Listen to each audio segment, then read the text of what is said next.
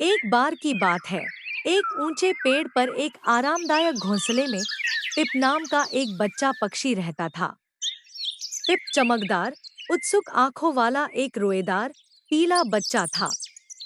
जबकि उसके सभी भाई बहन अपने पंख फड़फड़ाना और एक शाखा से दूसरी शाखा पर उड़ना सीख रहे थे।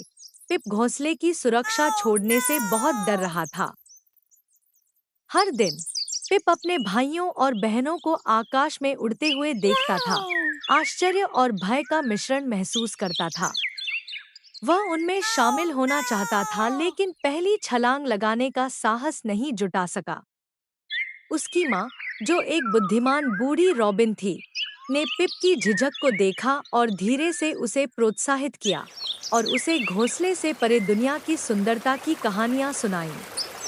एक धूप भरी सुबह, जब हल्की हवा के झोंके से पत्ते सरसरा रहे थे, पिप ने एक निर्णय लिया।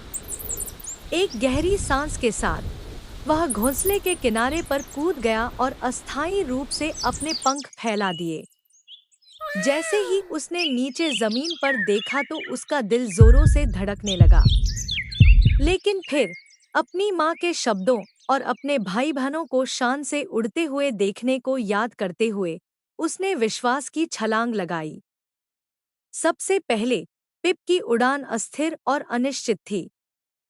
उसने हवा में बने रहने के लिए संघर्ष करते हुए अपनी पूरी ताकत से अपने पंख फड़फड़ाए।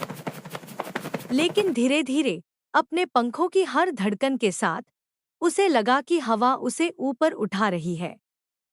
और जैसे ही वह आकाश में उड़ने लगा, उसके हृदय में स्वतंत्रता और आनंद की भावना भर गई। पिप ने पाया था कि अज्ञात का डर अपने पंख फैलाने और उड़ान भरने की खुशी की तुलना में कुछ भी नहीं था। और उस दिन से वह अपने परिवार के साथ नए साहस और आत्मविश्वास के साथ ऊपर विशाल आकाश की खोज में उड़ गया। मुझे आशा है कि आपको कहानी पसंद आई होगी। अगली बार एक नई कहानी के साथ मिलते हैं।